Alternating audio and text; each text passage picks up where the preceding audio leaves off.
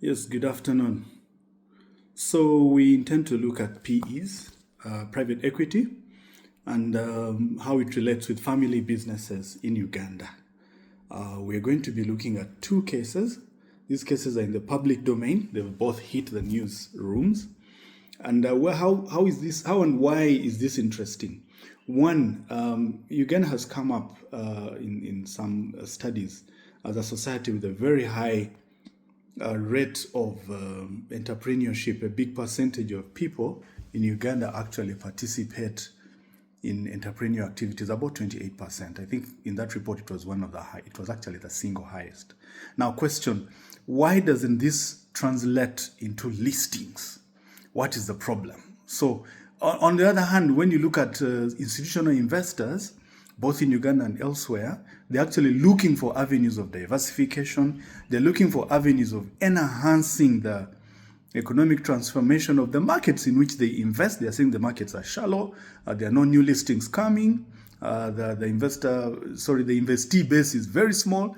And we have these entities which are struggling. They're struggling. You see, one, there are a lot of entities that are set up in Uganda, but the survival rate is dismal. And they are struggling with capital to grow their businesses. They are struggling with technology to scale up. They are struggling with governance and systems, again, for resilience. And these are things that an institutional investor would actually provide.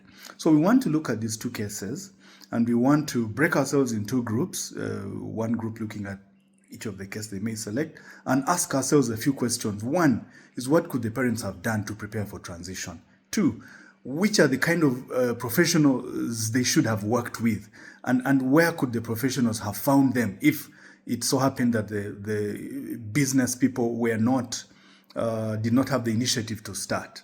Three, what could the regulatory authorities have come up with to ensure that going forward, any new family businesses that are facing a transition are dealing with a more enabling environment. Maybe they could even be able to bring their businesses to the stock market, possibly even releasing liquidity for some of it, but at the same time leveraging all the other businesses, all the other advantages of having a private business come to the financial markets through listing. So this is what we want to discuss.